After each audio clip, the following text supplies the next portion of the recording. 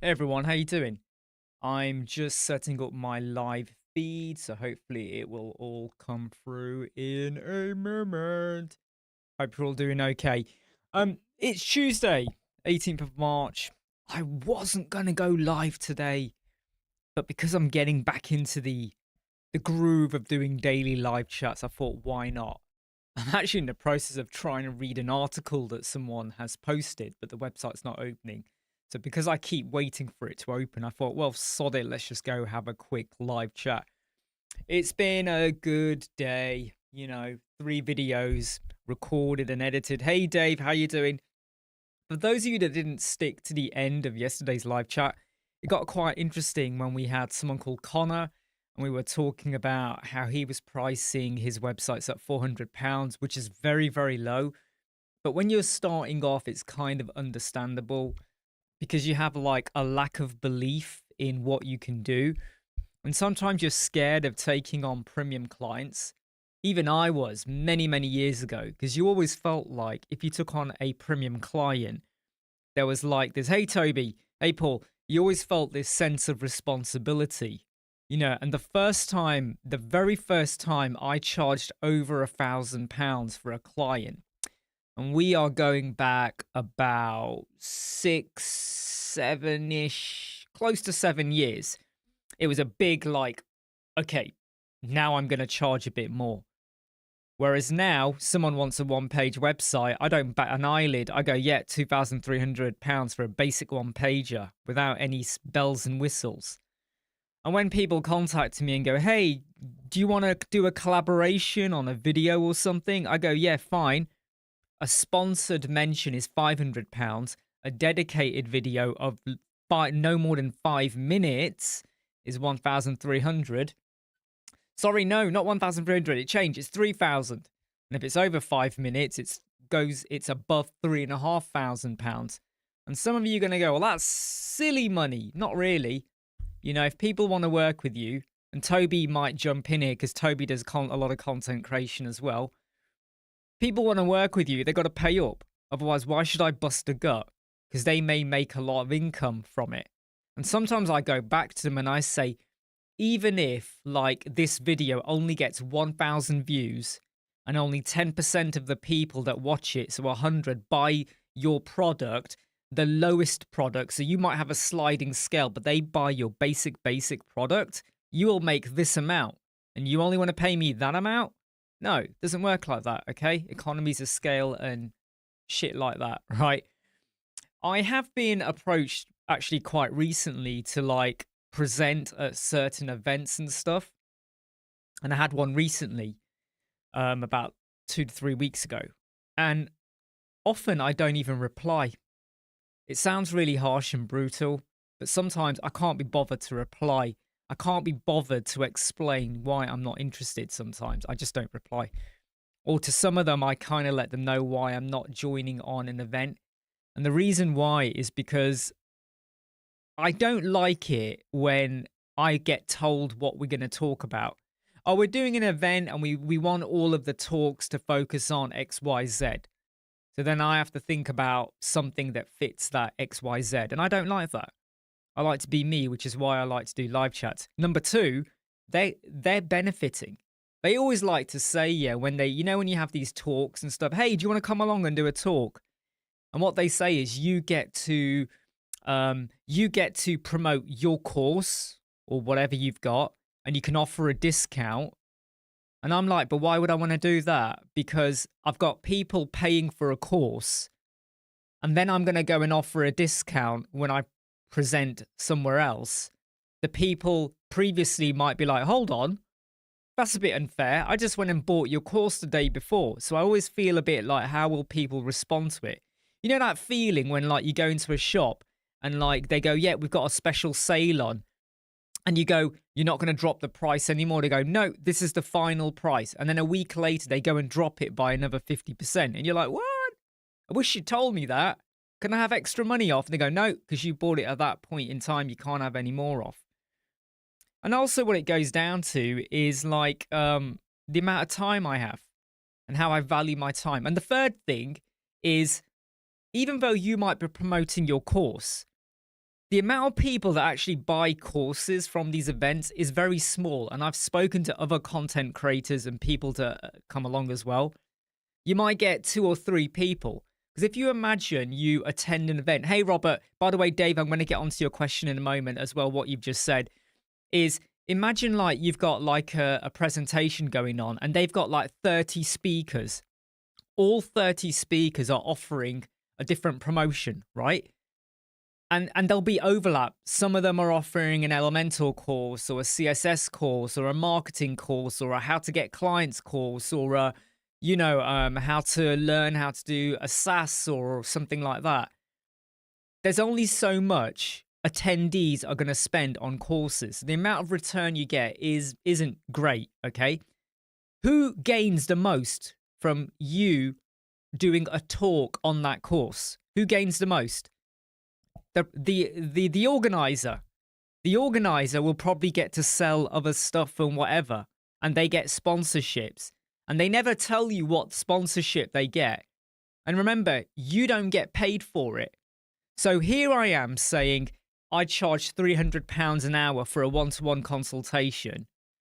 If you want me to do a sponsored video or whatever, this is what it costs, and and you want a website built, and then you go and give up your time.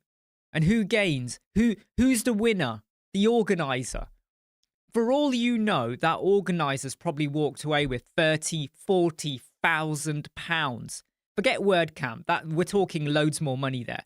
But some of these events, when you look at they get sponsored by 8-10 companies, they're probably making £30,000-40,000, right? And all they've done is organize the event, make sure they've set up the webinars and all of that and the connections. There is a bit of work, but they're not presenting. Well, they might do a tiny bit of presenting. And everyone else does the presenting, offers a promotion. You're not going to get much return of investment there. And the organizer is the winner. Open your eyes, people, right? Open your eyes. It's blatantly there, but, no one ever really talks about this because you don't want to get blacklisted in the world of WordPress and talks. And I know a lot of people don't want to work with me because they find me a bit too frank and honest, or they don't like the way that I've spoken about WordPress or Automatic or Matt Mullingweg or accessibility or other things and gatekeepers and people that always like to oppress and keep us down because they don't like it that we say it like it is. Right, back to onto the questions. Don't forget to smash the like button. It enables other people to find the channel. Dave says, I find sometimes it's difficult. You can get into a pricing rut when you're always pricing up jobs for, say, between 1,500 and 2,000. And you make that difficult. The way I would say you do it, Dave, is that it's okay to move your baseline. So if your starting baseline is £1,000, 6 months later, you might up it to 1,500. So that's your rock bottom baseline. That is your basic one-page website. Always start with a one-page website, okay? That's your baseline. Now you need a 5-page website. The other 4 pages might be basic or they might be more complex. So now decide how much extra per basic page and how much extra per complex where there's a bit more work, like a services page, right? What's the extra? Is there going to be a blog? What's the extras? Because you got to think about your posts. You might have custom field. Sorry, let me break that down. Your archive template and your single post template. Is there now going to be custom field? Right. Bit more work. Price it up. Now we start moving into WooCommerce, right? Standard WooCommerce. Are we going to have cart abandonment and stuff like that? So now you got to price up for that as well. Are you going to have custom fields? You keep increasing, right? SEO. What is your baseline SEO? If you've got a 1-page website, right, versus a 5-page website versus a WooCommerce website, the amount of SEO you have to do increases, doesn't it? So many people go, yep, your SEO is £800, £500, £1,000 for the entire website. And I look at them and go, so you're going to charge £1,000 for SEO. What if the website is 100 pages? You're still going to charge £1,000? No, you got to think about a pricing ladder, a scale, a strategy. And when your baseline changes, let's say your baseline goes up by 10%. You normally charge 1,000. You're now going to charge 1,100 for a 1-page website. every other price should go up 10%, right? If you go and double your prices, you then double up every little add-on, bolt-on. And that's how you'll start to do it. And you got to have faith in yourself. Once you've built up a bit of a reputation, reliability, good testimonials and reviews, you've got websites to share or whatever. If you ever have to give references, the clients will speak highly of you. You have to break out of what were you charging last year, right? I've always said that even if, like, I've just got to cancel a message on my phone, my watch, sorry. Even if you've had no websites this year, I would still increase your price. I would always say every year increase your price. You know why? Because food prices always go up. Your phone prices always go up. Your phone bill, what you pay for your network always goes up. You're not getting anything extra. That's life. Every other business out. If you're building a website for a landscape, not a landscape, a stupid one, say a dentist, right? Next year, you now build another website for a dentist. I guarantee you they've increased their prices. In fact, you could be building a website for a dentist 4 years ago. Now they want a brand new page. Let's say you charged £100 per page to build a page. Let's just say basic, right? £100, okay? British pounds, £100 or $100. 4 years later, they come back to you and you say, right, it's going to cost £400. They might look at you and go, what the fuck? It was £100 a year 4 years ago. Why has it gone to 400? Turn it around and say to them, are you charging the same amount for a filling as you were 4 years ago? And I bet they're not. I bet they're charging more because of energy prices and inflation and salaries for their staff or whatever. So if you ever built a website for someone 3-4 years ago, even last year, and they now want more, you charge them based on your new prices because they will be doing that, right? They're not going to suddenly go, well, I did your filling for 60 quid 2 years ago. It's now 80 quid, but I'll do it for 60 quid for you. No, they won't. They will charge you what is the going rate now. And that is how you get out of that mindset, okay? Lizanne says, can I learn web development? Yeah, go over to our website. Pretty simple, mate. All you've got to do is, and I will get it for you, the link. Go over to our website. You've got our videos that you can see on our channel. Or what you could do is go over and join the Elementor website course. But you don't have to do that. You could just watch lots of YouTube videos, not just from me, but from other people as well. Dave says, I think you hit the nail on the head with the faith in yourself. Yeah. Look, last 20 years, right? You are seriously experienced. You are a hardcore veteran, right, Dave? We all have that guilt. We all have that imposter syndrome.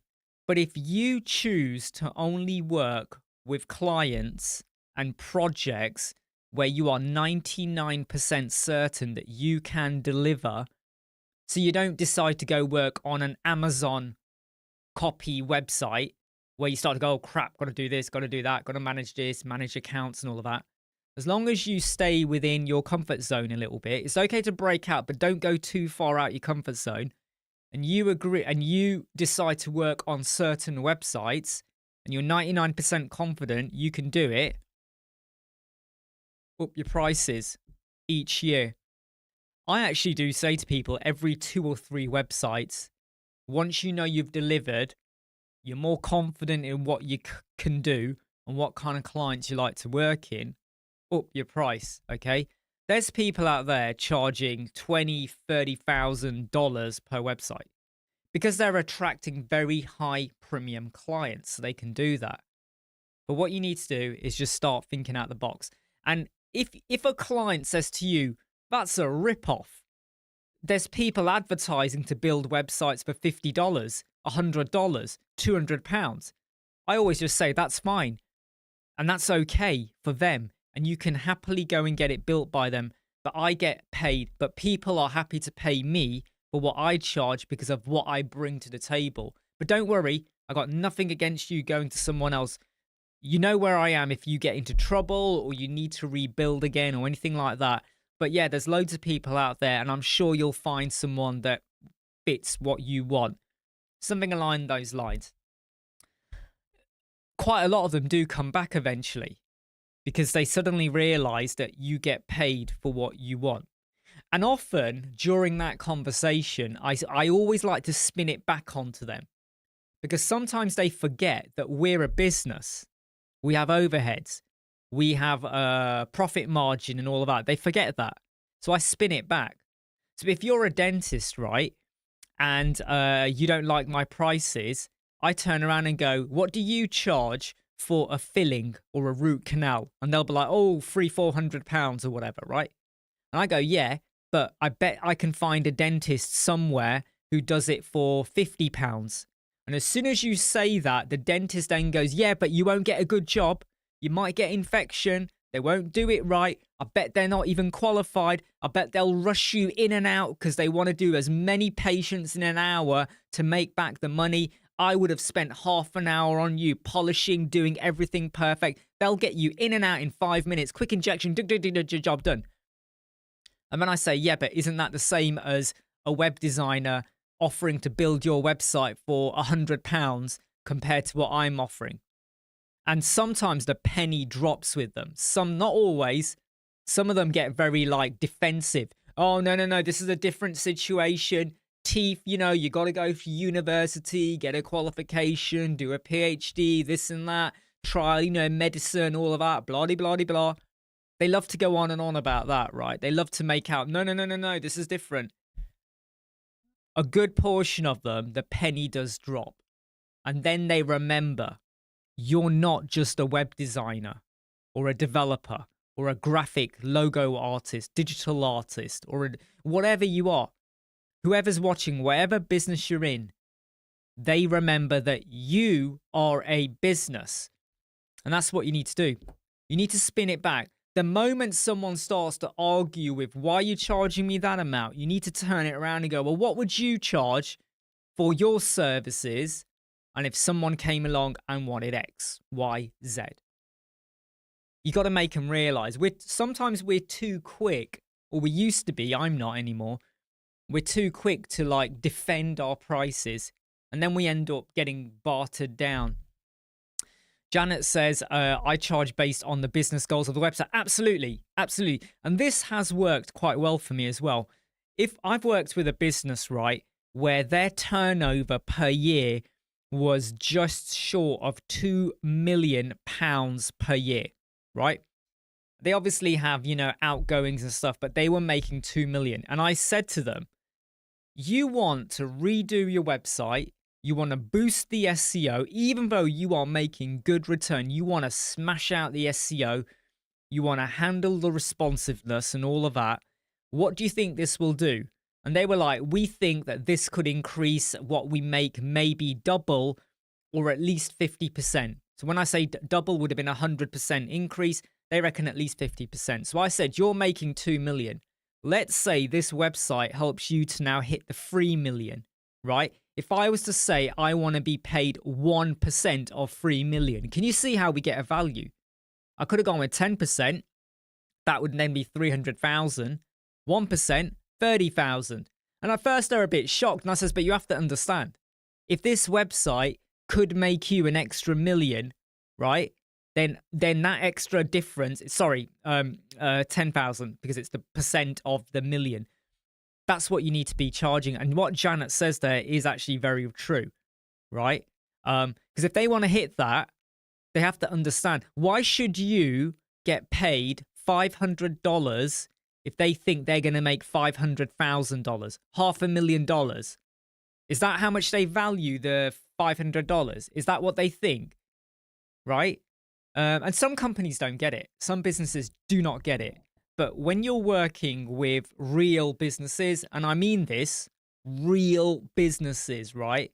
They have budgets set aside for websites, okay?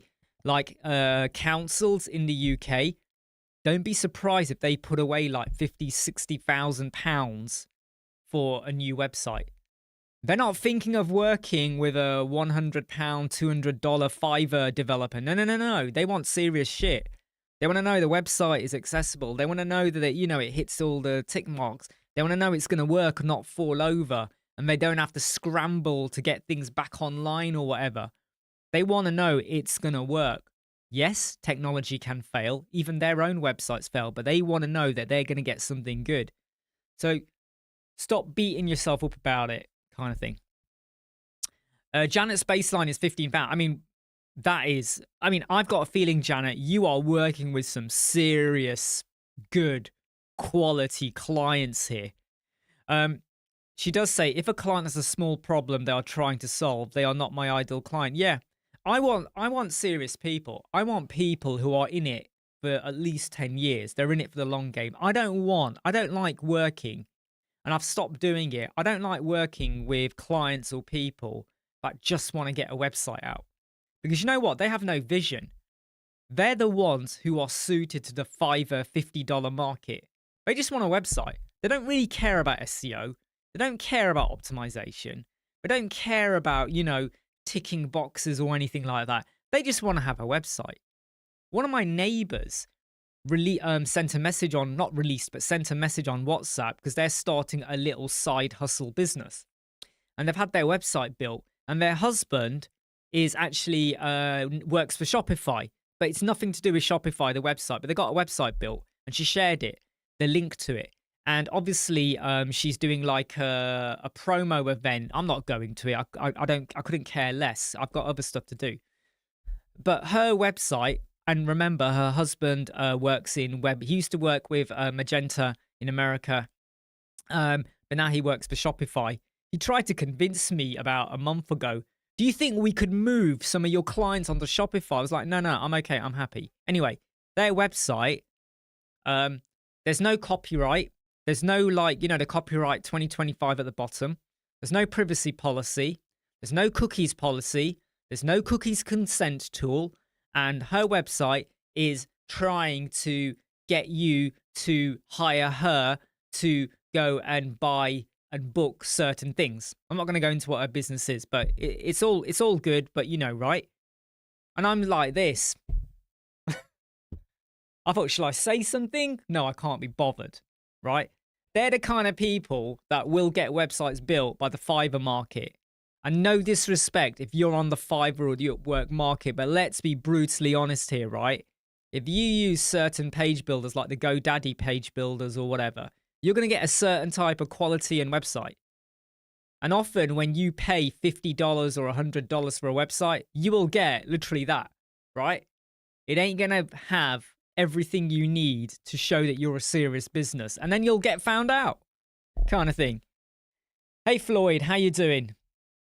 Mo says that Fiverr has ruined WordPress web jobs, but that's why you do not price to the Fiverr market, Mo.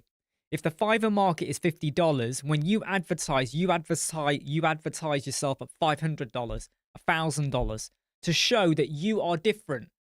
And you let the client know, look, if you want to go to the Fiverr market and get a cheap website built, you can do that. But just bear in mind that it could come with problems.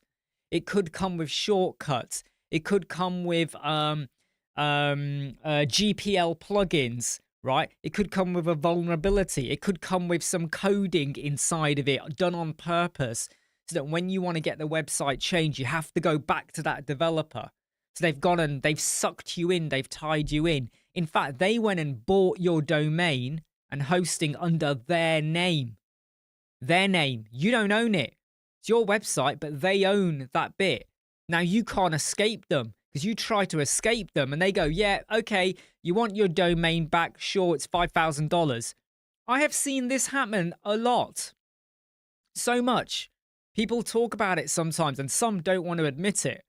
There are some people out there that go, yeah, don't worry, I'll build your website. This is what you pay, right? It's free. The website is free to build. They're all over the place. There's even some in Leicester that do this, that advertise in some of the Leicester groups I'm in. And I don't say anything because I don't want to get into a tit for tat. But they want to build a free website.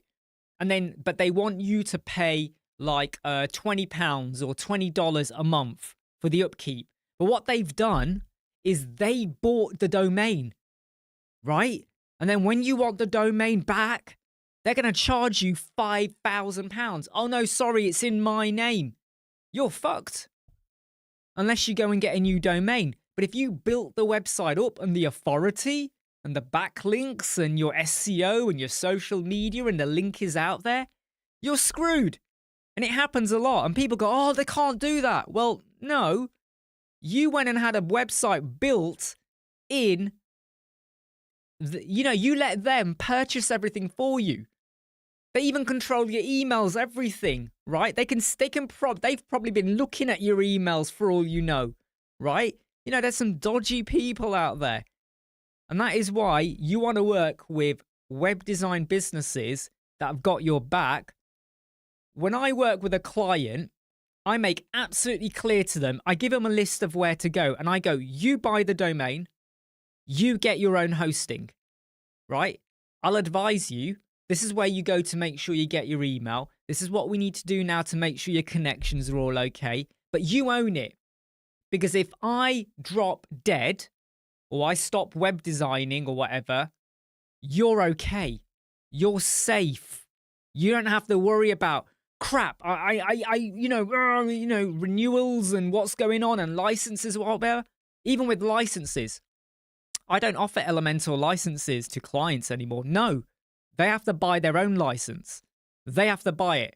Now you could say, but you're missing out. Not really. I make pretty good use of my licenses for myself and legacy clients, but I don't care. I don't care that I've still got 800 odd licenses unused. I don't care. Because the ones I've used still pay for itself because I bought it for $199 5 years ago, right? I'm okay with that. But anyone new, you get your domain, you get your hosting. I'll tell you where to go, but you sort it out. If I got a referral link, great, but you sort it out and you sort out your email and you sort out your licenses. So when I'm gone, no longer here, you're protected. And a lot of people I know do not agree with me on that because then they feel like they're losing recurring income. No, you're not. You offer to maintain the website. So you're still going to get recurring income. The only difference is that you are now not at fault if the license is not renewed. If they forget to renew their domain and the website goes down or whatever, that's on them. That's their problem to sort out. They would have got a reminder email. That's their problem, not yours. I do not want to be sat there up at night going, oh shit, their emails aren't going through, they're failing. No, I sorted out your SMTP and all that. It's not my fault you've got a GoDaddy server and a Hotmail email. Anyone who's ever worked with anyone with a GoDaddy hosting server with a Hotmail email, you will know there are issues with that. You got to make sure you connect to a Gmail and all of that. I don't want to be wasting my time on that shit. I came here to design a website. I want to design a website. I don't want to be sorting out your MX records and your RX records. Okay, fine, I'll do it. But you have to pay for that. Everything, right? There's a structured payment, right? You pay for it, I'll go in and sort it out. But it's not my problem to just do all of these things. But make sure they own it. Make sure you own it. Andrea, hey, how are you doing? Sorry, I just realized you're there. Absolutely, it's a fail. I run from those combinations as well. Serious businesses aren't paying $50. Exactly what Janet says. The people that go for the $50, they just want a quick website up and running because they realize they need one for a landing page or something. But they are the ones that don't take things seriously, and they are the ones that get taken for a ride. Because, anyway, look, I hit the microphone. But yeah, so you always got to watch out for that. Floyd says, totally agree. People sell websites on Fiverr for $50. Mostly they just use templates. Absolutely. Absolutely. Janet once had a potential client turn her down because they said the price I was charging, they didn't have trust I could get the job done. Well, you know what? Oh, they said you were too cheap.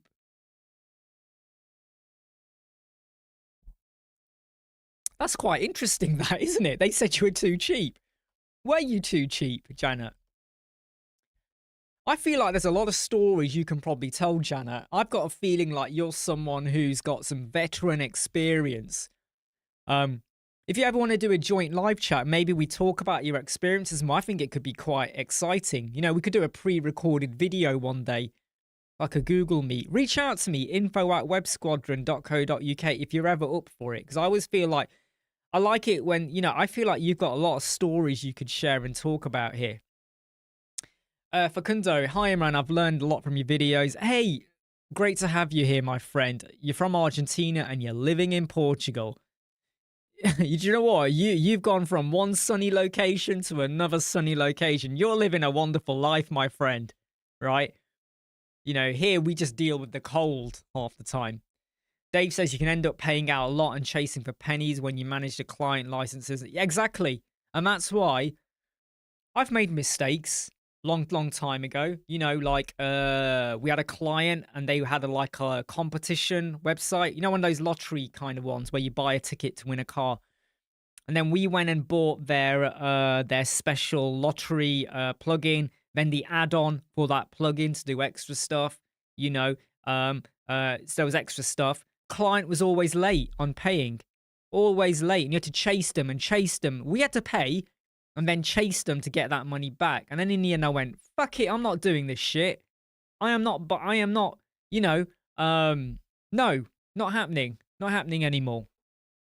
And I prefer to be free than that.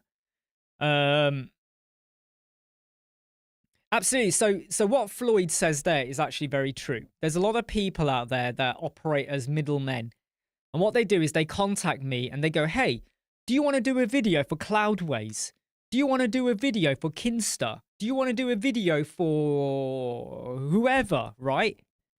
And the person contacting me, they've got what I call is like a subdomain email or a spoofed email. Because what they then do is, if they think they can get you to agree to a price, and I've had some really ridiculous prices offered, and I'm like, fuck off to all of them. If they can get you in on a price, in fact, I tested it out about a year ago. I went and said yeah to a couple of them. I was feeling cheeky. They then set up, so after you've agreed what you're going to do and what you're going to get paid, right? And I on purpose went with their price just to see, well, where does this go? They then book a separate meeting with you and them with the actual company to now discuss da-da-da-da-da-da.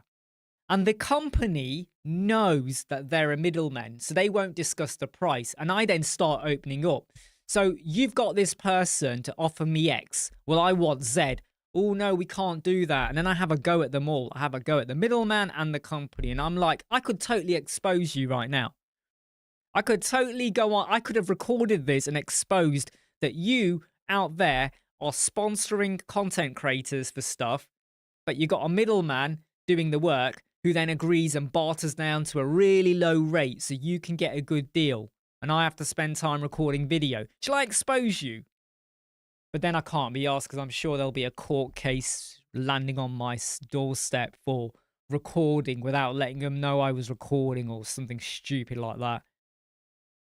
Exactly, Andrea. A lot of people, they're not thinking about like cookie consent, cookie policy, privacy policy, basic SEO, even basic accessibility, right? You don't have to go to town on every accessibility feature. You just have to cover off some of the basics, right? A lot of the $50 designers ain't going to do that. In fact, a lot of the $50 designers will just install NitroPack. They'll charge you $50 or whatever to boost your website, and all they'll do is install NitroPack, put it on ludicrous mode, and that's it. And they'll make sure they spend like 2 days on it or something, or a day. Whereas it's just taken them 5 minutes. Install, activate ludicrous, boom, job done. And they charge you $50 to do that. But people who don't know any better think, yeah, okay, that's right. Don't forget to smash the like button if you want. Floyd is right as well. You know, I try to be careful on what I promote and say, because I always feel like I know there's a lot of people that trust what I say and they are influenced by what I say. So I try to make sure I cover things off, which is why if you look at the Elementor website course, you will see I do spend time going over accessibility. I go over the privacy policies, terms and conditions, all of these little things. Your color contrasting, your responsive font, you know, your performance of your website, code snippets to help you out here and there. I try to ensure that when I teach you anything, I might not cover it all in a normal video, but if you join the Elemental website course, I spend a lot of time going through all of that shit. I don't leave it out. Even then, though, some people will accuse me of not doing stuff because they've watched one video of mine where I didn't talk about accessibility or I didn't talk about the privacy policy. And I'm like, yeah, because the video was about loop grid. The video was just about loop grid. You know, fuck off. I'm not going to cover off everything. By the way, this is the no bull, raw, hardcore live chat. So sometimes I do splurt out an expletive. I don't mean to offend anyone, but it's just the way it is. Toby, I've got quite a lot of sponsorship requests, but unless the person reaching out is a rep, no deal. Do you know what, Toby? I don't even reply. And then they get desperate, don't they? You have not replied. Please reply. Are you dead? I'm really worried about you. Please, I'm worried that you're dead. Please let me know you're alive. You know? I mean, I hope you've noticed, okay, that I don't do many videos at all where I'm sponsored. I hope you've noticed that. Because I'm very conscientious about my audience. And I don't want to be promoting something that I'm not even actively using. Why would I promote Cloudways? I get contacted by Cloudways all the time. I don't use Cloudways. Only time I've used Cloudways is when a client already had a Cloudways account. Otherwise, I have no interest in it whatsoever. So you kind of have to be a bit careful of that. Fakundu says, yeah, loop grid plus ACF saved my last project. Ah, nice one. I'm glad that did, my friend. I love to be inventive. You know, so yesterday's video, which was about the search form widget with the full screen overlay. Who knew a bit of code could do that? So you still get the benefits of the new search form widget with the live results if you want to have the live results. But you get to go back in time to the full screen overlay. Who knew? Well, I knew because I was testing it out and building it. Video boy, how many website breakpoints do you usually use on your projects? 3. Desktop, tablet, mobile.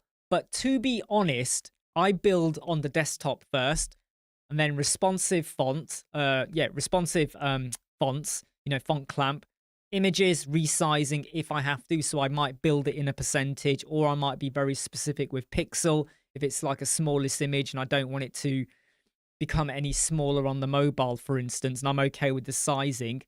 You can use the clamp formula for your margins and padding as well. A lot of people don't understand this. So if on the desktop your padding is 100, when you get to the mobile, it might shrink down to 30 or 40. You can use the clamp for that as well. You don't need to have a super big desktop, normal size desktop, laptop, tablet portrait, tablet landscape, mobile portrait, mobile landscape, and all of that, right? You don't really need to worry about that. If you're very careful how you build, normally, hey CM, by the way, normally what you'll find is that you can literally build on a desktop, and when you get to mobile or even tablet, all I'll do is either change it from a row to a column if I have to, or a column to a row if I have to, or I'll hide a few items, and that's it. That's it. Make it as easy to transition. If you follow the Elementor website course, you will have seen how so many of the layouts I build, the minute you go from desktop, when I build it out in desktop and then I show you in the mobile, how much time have I spent readjusting it? For a lot of them, hardly anything, 0. Have you noticed that? Because if you think methodically, 2 child containers, mobile like that, or even you got a row, does that, for instance. Or if you got a columnar, it will continue to be columnar, and the fonts and the images all kind of go boop, boop, boop, boop, boop, right? It's pretty simple and easy to build like that if you think like that. And that's why I go with desktop first. I have tried mobile first, but I always find it creates extra work for me because you might have only so many items on the mobile. And then you get to the desktop and you add more. And then you got to go back and check the mobile. I prefer desktop. Might have 10 items. You get to the mobile, I hide 5 of them. So now you only got 5. But it's easier to hide than it is to build mobile, then add for the desktop, then go back to the tablet mobile again. I feel like you're going like that. Yeah? But that's just me. I'm not right. It's subjective to how I like to build. And you should always build what works for you. Never give 2 shits about what I or anyone else says about how you build. I'm just relaying experience. But go with what works for you. Just going to check the contents. Yeah, you're right, Floyd. The default WordPress themes, they're really rubbish.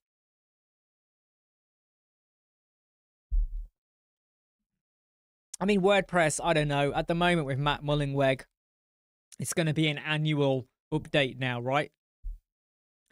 David Bell, I cannot agree more. How could a theme today possibly not? I don't understand half the time what they're doing, what they're building out. Can't they just get the basics right with WordPress? It's like they introduced a new feature, which I have to say is really good, and I tried to replicate it with Elementor, and I couldn't get it right, and I'm still going to revisit it. So it's where when you're looking at your viewport, you could switch it to go from 100% VH to 300 VH. So what you ended up getting right was like a longer view of your page. So now you could see more loads of section containers. I thought that was really, really neat. But if you think about it, they put time into doing that, but not making everything else responsive or accessible. Shouldn't they have put more time into that? Don't work on the new toys. And even Elementor have been guilty of that. We get loads of new stuff, but there's other stuff where you're still having to use CSS. You're still having to add in a bit of coding. So what I always say is get the basics right first, right? Before you move on. Otherwise, people will be like, "Oh, you're not dealing with our problems." Is that water or cola? So Samu, this is sparkling mineral water. And then you add in roughly about this much Soda Stream Pepsi Max. I'm telling you, this tastes just like Pepsi Max. And it works out way cheaper than me buying bottles of Pepsi Max all the time. Right? This is Soda Stream. This is Soda Stream, Pepsi Max, the official Pepsi Max Soda Stream, not no fake, GPL Pepsi Max or anything like that. CM asked a question there. How to add likes to CPT built with Jet Engine and Elementor Pro. The website visitor will have option to like a CPT and it will be changing number next. Have you asked ChatGPT? Firstly, if ChatGPT is not doing it, go to Grok. So log in with your Twitter account and go to Grok, right? I have found Grok far better than DeepSeek, ChatGPT, and Claude. I'm not joking. I have found it gets the answer quicker, sometimes in one prompt. ChatGPT, you do a prompt, another prompt, another prompt, another prompt. What about this? What about that? Change this, change that. That's not working. You got this wrong. Go back to what we had before. Blah, blah, blah, blah. Many, many times, Grok has got it for me on the first go. I know a lot of people, they're going to go, oh, I don't like Elon Musk. I don't want to use Twitter, Grok. Who gives a fuck, right? Every product out there is going to have someone who works for them or someone who's been part of the company that you ain't going to like. All right? Let's be honest here, okay? But if the product works and the food tastes good and the drink satisfies me and I like the way it feels on my butt or my feet or whatever, I will go with it. Okay? Just try it. I've gone off DeepSeek because once more people started using it and it became more popular, the server became so busy it started to annoy me. But around about that time, Grok came out, Grok 3. Try it. Hey, Samu. Yep, Samu agrees. In some cases, Grok can be really, really good, and you'll be surprised, right? Try it. Try it out.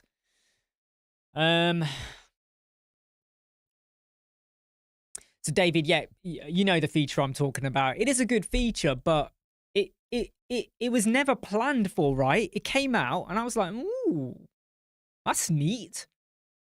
But it's like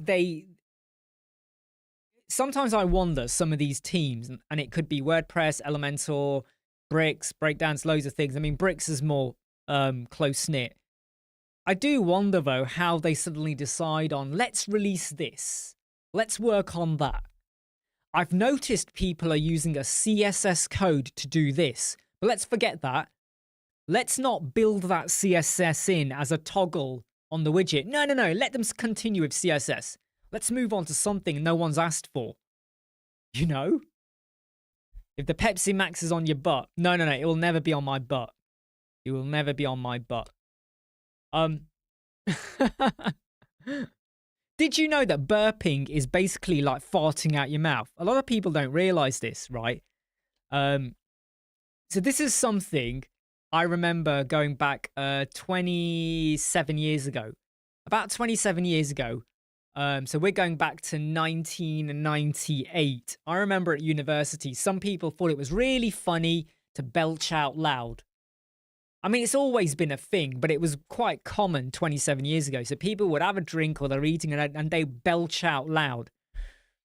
And loads of people were doing it. And I said to them, would you fart out loud? They were like, no. What are you talking about? No, that's disgusting. And I tried to explain to them, you do understand, right, that belching is flatulence. It's the same thing. Some of flatulence comes out your butt. Some of it comes out of your mouth. That's all you're doing. You're farting out your mouth. Because it's the gases and shit not shit, but the gases moving through your intestine and all your body and all that. Most people will just do it out their butt. But some of you will be doing it out your mouth. So when you do that, you're farting out your mouth. And they were like, no, you're talking crap. You're talking rubbish. Blah, blah, blah. I was like, what are you talking about? That's the truth. And even to this day, some people still don't get it. But if you go and look up flatulence, belching, and all of that, blah, you're just farting out your mouth. Okay? All over the place. I always find that a bit weird. Do you get what I mean? Hey, Mikey says that it's important as Elementor has a lot of bloat. Well, here we go. We've now moved on to connecting this to WordPress and Elementor now, the bloat, right? Matt burps a lot. Does he? What, Matt Mullingweg? Does he? I'm not sure I've ever noticed that. Oh, I get it, right. I get it now. Yeah, yes, he does. Farts a lot. Yeah, he is. Yeah, basically. That kind of makes sense. But yeah, next time you see someone being really proud of belching out, just say you do know that is flatulence in your body, your tubes, right? That's what it is. Anyone who came here to learn about WordPress, you came to the wrong place. No, you didn't. Samu says, I am using Pro Elements plugin as Elementor Pro alternative, which I don't like to use third-party plugins for a simple reason in that what if that third-party plugin goes downhill or dies or there's a problem or there's a vulnerability, right? I don't like to be reliant. If Elementor do an update and the third-party plugin has not updated their back-end code, then again, you could have a problem. So I would always say to you, Samu, is what are you getting out of that plugin? Nothing wrong with a third-party plugin. I like to keep things lean and mean. So if you've got Elementor Pro, oh, sorry, you're using it instead of Elementor Pro. Sorry, I now understand what you mean. What's the risk of you using that and not getting Elementor Pro? What's the risk? Is it worth the risk? So you gotta think about that. Yeah, you gotta think about that. I mean, Elementor Pro is okay. Sorry, Pro Elements is okay, but is there any risk? Right? So you gotta play that by you gotta think about that a little bit. Mikey says, I would probably receive my P45 if I informed my boss that he was farting. Harry Potter. Well, look, if yeah, I mean, I'd be really annoyed if I worked somewhere where the boss thought it was fun to belch out loud. I'd be a bit like, that's not what you call a real leader. But then again, maybe your boss is great. Who am I to talk? I don't know who they are. Samuel is using Elementor and Pro Elements to bypass the Elementor Pro subscription. It provides me all the features of Elementor Pro. That is fine. But what if one day, do you build websites for clients? And do you still use Pro Elements instead of Elementor Pro? Because what if one day Pro Elements stopped working, or there was a vulnerability, or Elementor has an update and it crashes out, or Pro Element has an update and it crashes out, or there's deprecated syntaxes and codes and whatever, and they're just not in sync. If you're building websites for a client, what will your clients say? And I think that's the thing you have to weigh up, right?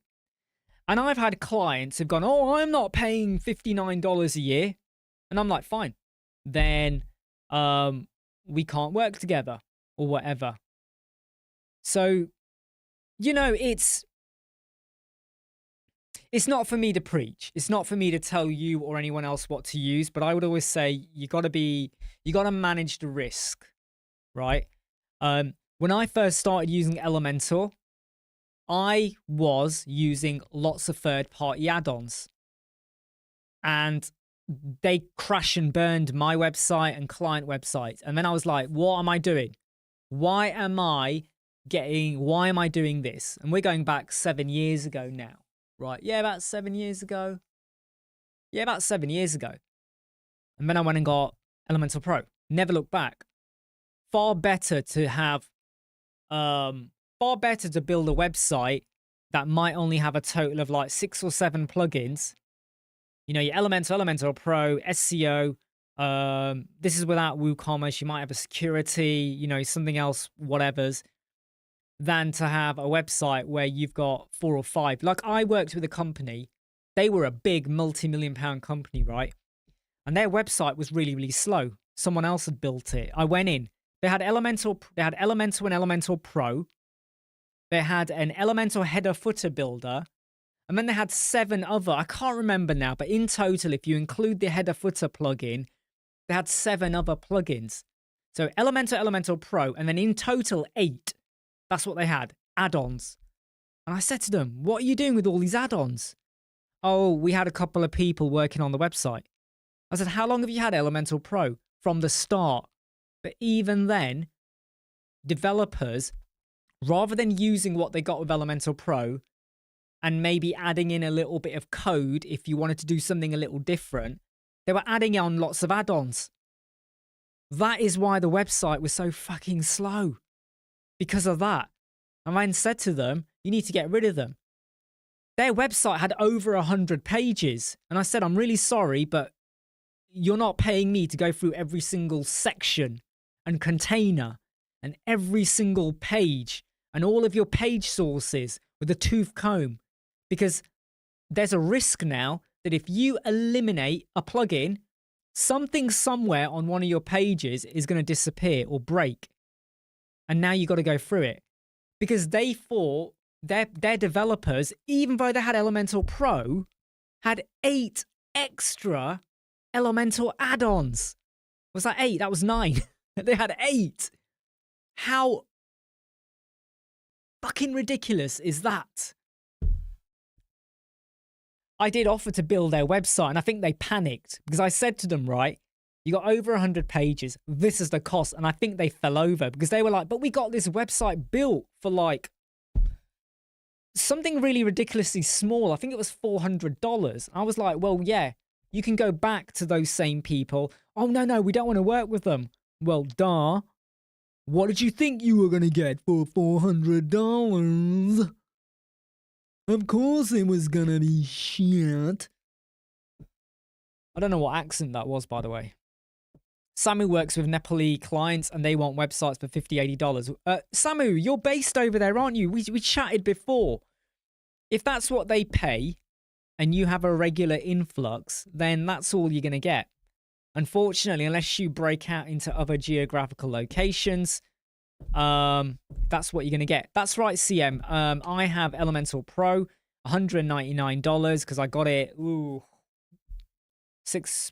years ago now. 1,000 websites, but I don't use all of them. I just use what I need to use. Andrea, I just refused a site that was 207 gigabytes. You know what, Andrea? You know what that 207 gigabytes is? And I did a video on this. There was a person where their website was something like 500 megabytes in size. You know, the files and database. They had a backup. Every day they took a backup. The backup was a backup of the backup. So 500 meg, then it went to 1 gig. Then it went to 2 gig. Then it went to 4 gig. Can you see where we're going here? Eventually it got to about 12 gig or something like that. When I say the sizes, I'm guesstimating was about 500 something, 400 something when it started. Eventually got to 12 gig, and it was basically like copy upon copy with the backups loaded in as well. And that's what the problem was. That's what it was. Because they weren't getting rid of old copies. And Andrea, when you say they've got 67 copies per image, I don't even want to know how the hell they got that problem. You know, we've got a code snippet where every time you add an image to your website, it will only store the original size and a thumbnail. Did you know that? Because if you're not using that, every image that's in your media library right now, you might see one image, but I bet in your database there's about 6 or 7. I bet if you go to your files and database, right, search for one of your images, you're going to find 6 or 7 pop up. Go and have a look. But I've got a code snippet. So every time you drop in an image, it will only ever generate the original and a thumbnail. You got to have the thumbnail version in your files and database. So 100 images becomes 200. But believe me, that's better than you having 800, 900. Sizes that you will never ever use. Oh no, what? You used a snippet and it broke the website. Which one do you use, yeah? Because the only one you want to use is don't use the one that deletes unused images, because depending on your host, you might get problems, but only ever use the one which ensures you have the original image and the 150 by 150. Now I've been live for 57 minutes, and I'm going to jump off in 2 minutes because my son will be home soon and I've got to make sure he's fed and eats before he runs out the house to go play with his friends and stuff. So I'm only going to be here for 2 minutes. I'm just reading some of the client comments here. Floyd says, I think you should ask the client to purchase the license.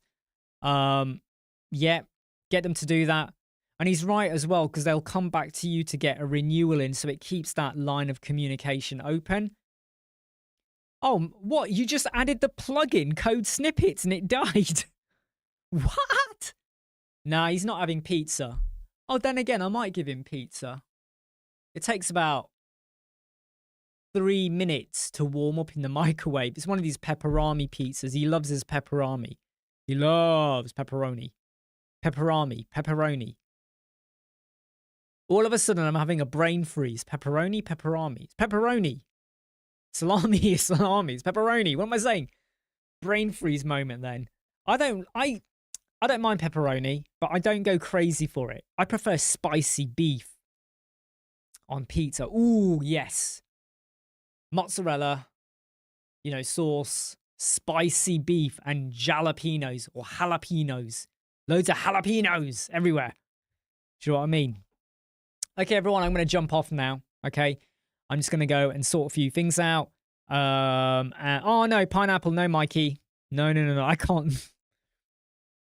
I've tasted it on pizza. I hate it. But if you like it, you go for it. All right, everyone, I'm going to jump off now. Thanks very much for being part of the live chat. I wish you all the best. I hope you all have a fantastic evening, a great day. Will I be live tomorrow? Maybe. I don't know. I kind of play it by ear. Take care, everyone. See you soon. Bye. Don't forget to smash the like button. Smash it now.